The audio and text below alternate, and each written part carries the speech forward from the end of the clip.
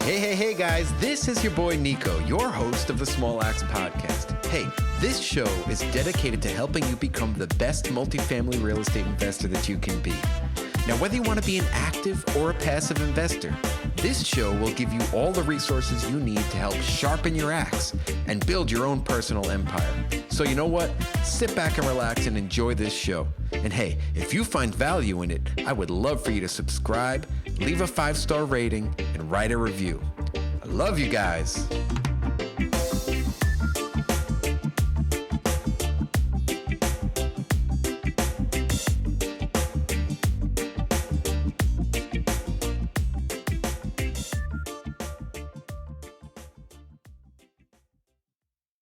Okay, Small Axe community, this is your boy Nico here, and I'm back. I'm going to do a little solo episode for you today.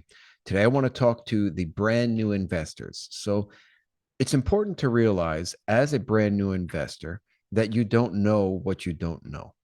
This means that there's going to be a lot of trial and error. There's going to be a lot of trial and tribulations, right? There's going to be a lot of things that you stumble upon that you are not going to have the ability to solve or figure out right away, right? Because you're brand new and it makes sense.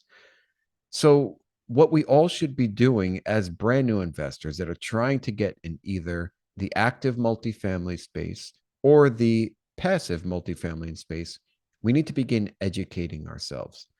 And I have this conversation with a lot of people all the time about spending our first 6 months educating ourselves.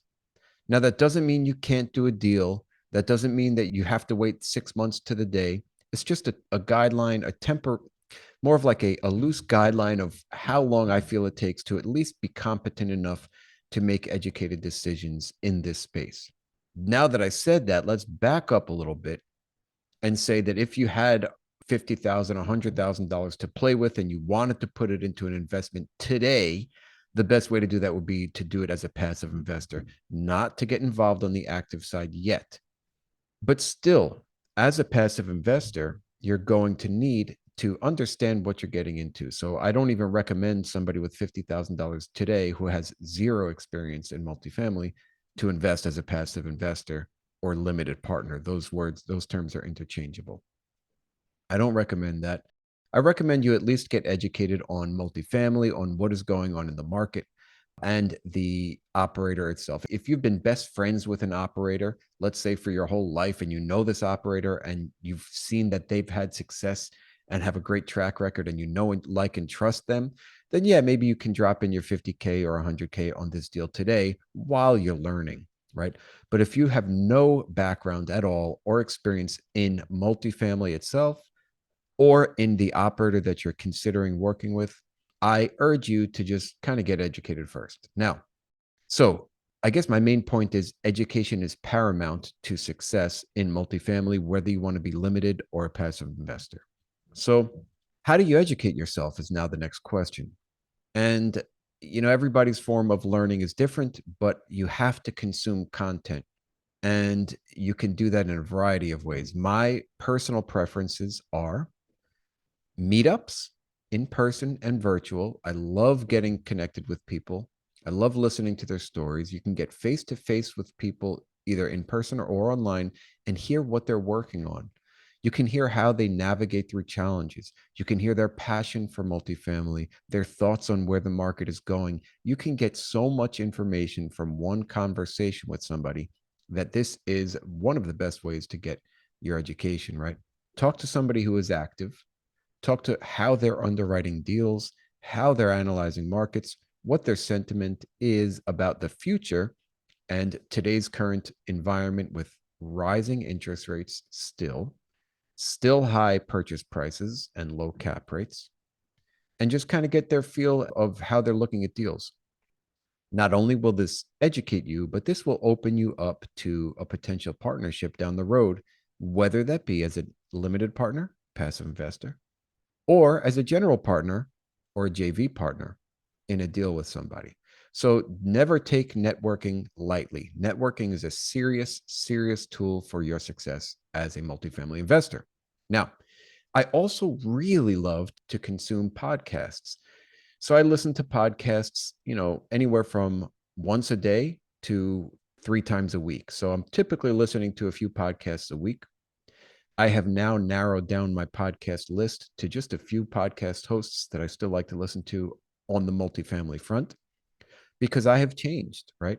I don't necessarily listen to beginner podcasts anymore. I listen to more of the in-depth podcasts like what is it, the old Capital podcast. I really like listening to that and their insights on what the debt market is doing. I love my podcast. Not that I'm biased. I just love the conversations that I have. And I typically get people on to talk about topics that are relevant and current to what's going on in the market today. For example, I just interviewed John Burpee. And if you have not checked out that episode, it's going to be episode 134, I believe. If you haven't checked it out, he's got a ton of insight as a generational broker and property manager down in Florida. So check that out. And yeah, podcasts are one way. And then another way I consume content is through audiobooks. Now, so podcasts I listen to, audiobooks I listen to. Some people prefer reading, and that's fine too. But when you're consuming a podcast, right, you can do it on the road. You could do it when you're working out. You could do it when you're working in your, doing some hobbies or just taking a walk with the dog, right? So I do all of those for my podcast and for my podcast consumption as a consumer of podcasts. And also, I listen to audiobooks. Unfortunately, I'm a little embarrassed to say I haven't picked up and read a book in years. I just find it too burdensome for me and too singular for me, right? I like to be doing multiple things at once. I know you're not supposed to be multitasking and you technically can't really multitask, but for example, if I'm going for a walk or I'm driving somewhere, I feel it's the perfect time to listen to a book. And yes, you miss out on certain things in the book, like some visuals and some visual aids and graphics that they provide you with. For me, it's just I'm a listening, an audio learner. What is it called? There's like different types of learning modules. I am an audible learner, and that's why I consume content that way. If I sit and read, I just don't understand it as much, and it takes up too much of my time. Now, I also have a lot of hobbies like working in my wood shop.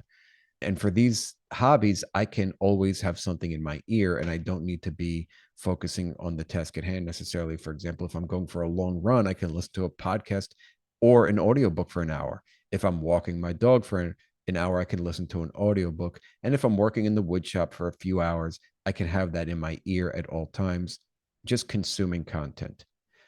I think it is extremely important to consume content regularly. You can't just say, now I know how to underwrite. I learned everything there is to underwrite. I'm good at underwriting. I can stop learning. The problem with that is that the market is always changing. The dynamics of what's going on in today's economy is always changing. And you need to be aware of what's going on with debt and other factors that are variable. So even though you understand the basics of something like underwriting, which anybody can get the basics of within a few weeks, let's say, you still need to remain current on what is happening in the market. So I like to do that and remain current on what is going on in the market by talking to people and specifically in a mastermind group chat or a mentorship program Facebook page where people are posting the current events and what's going on in the current economy. It's excellent to be listening to economists as well. And I find that the majority of people that I get my content from in that regard of what is going on in the market is not the news, but rather what is being handpicked or cherry picked by my friends and colleagues in these mastermind group chats as well as Facebook pages. So I feel that is another excellent way to consume content. Back to the audiobook, if you are a visual learner and you like to read, 100% do it. Keep a book by your bed. I actually have a couple books by my bed that I do occasionally look at and browse through. For example, one is a syndication book, Made Easy. Another book is the 100-Year Real Estate Investor. So there are just different things that I like to keep by my bed occasionally to read, along with certain prayers and things like that, and meditations that I like to look at and read. But typically, I consume my content audibly. All right. Now, what else? How else can you consume content? So what I like to do also is attend webinars and see how other people are analyzing deals, looking at deals, and presenting deals to their potential limited partners. I really like to get a sense of what their expense ratios look like because I get to peek at their underwriting. I like to look at how they highlight each deal, what they highlight each deal, and what the audience's reaction is to what their business plan is. It just gives me insight into how I should be presenting my deals to my limited partners when I'm doing so. Now, whether you want to be a limited partner or an active investor, GP, general partner, you should still be attending these webinars because they're important to find out, number one, if you're a limited partner, how that person operates, what that person's business plan looks like, and then you get to follow up with them a year or so if you don't invest with them, just to see how and check in and see how they're doing, how that property is going. As a general partner like me, like I said, I like to join these meetings just to see how they're presenting the information and what the audience's reaction is to those presentations, and see if I can ever tweak and get better at being a general partner and an active investor. I also have multiple conversations daily and check-ins with brokers in my local markets, as well as, lenders in my local markets and agency lenders. So I typically check in once a day with these lenders or brokers, and if not more, sometimes I'm on multiple calls a day just to get different perspectives of what's going on in the market and what I can expect as far as loans are concerned. It helps keep my underwriting accurate, my offers accurate, and gives me more confidence in what I'm offering. That doesn't mean that I'm going to find a deal by doing this, right? Because sometimes the information is, hey, banks need to see, banks are going to be giving you 55% leverage on this, and it's going to be a 5.5 or 6% rate, and you have to come to the table with 40 to 45% of the deal. That just helps me tailor my offer a little bit better and a little bit more specific, which will stop me from renegotiating down the road, which is something I don't want to do. I also speak frequently, if daily, on most weeks. I'm speaking daily to my project manager, Shane Deckert. So he has about $1 billion in project management, or he's overseen about $1 billion now in project management for the U.S. government, and he's just a whiz with this stuff. And he does all his work from California, even though he's rocking and killing it for us on our property down in Florida. So I speak with him daily on what is going on with pricing, as far, supply chain issues and concerns, and how lumber is priced, and how, different appliances are priced, and where we're getting them from, et cetera, because you have to know these things to be relevant as an active investor. We talk to our property manager every single day as well, just to see and understand the sentiment of the tenants, to see how our marketing is doing, to see whether or not there's an uptick, a downtick in interest or interest levels at our properties, and how we can continue to push rents while maintaining a significant amount of traffic. These are excellent ways to consume content. I'm sure I'm missing some, but I wanted to kind of hop on today and just kind of give you guys a little bit of taste of what you should be doing within your first 6 months. And then throughout this time as well, you should be setting up the back end of your business, whether you want to be a limited partner or an active partner. You want to be setting up the back end. So as an active investor, you're going to have to set up a company name, website, email signature, right? A logo, your brand. You got to start working on your brand with a mood board and different color schemes and things like that.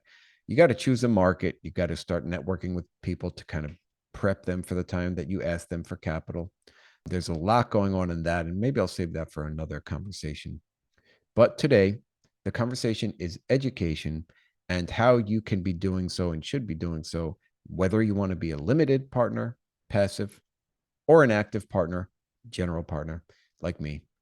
And let's rock, guys. Hey, so if you ever have any questions, I am a wide open book. I have shared some crazy stories with people that have called me. Feel free to call me. I am fully transparent on what is really going on behind the scenes on our personal properties, as well as just what I've seen in the marketplace and certain stories that I could share with you. So give me a call. I would love it. Now, to find me, you can book a call with me on my website. It's smallactscommunities.com. Now, also, if you have not done so already and you made it to the end of this episode, I would urge you to please leave a 5-star rating and write a review for me on Apple Podcast. This helps my podcast grow. This helps other people find me and listen to me. And I've been pouring a lot of passion and work into this for, about 3 years now. So it would mean the world to me if you could just kind of subscribe, leave a 5-star rating, and write a review. Anyway, get back out there. Go find some deals. You got this. You are going to crush and take down the world. Don't forget to educate yourself and give me a call if you want. Love you guys. Hey, Small Axe community. I would like to say thank you for listening to another episode of this podcast where we show you how to use your small axe to build a lasting empire. Now, if you like what you heard, it would mean the world to me if you could leave me a 5-star rating and write a written review. Hey, let's take it one step further and share this podcast with someone that you feel could benefit from it. And until the next episode, keep sharpening those axes.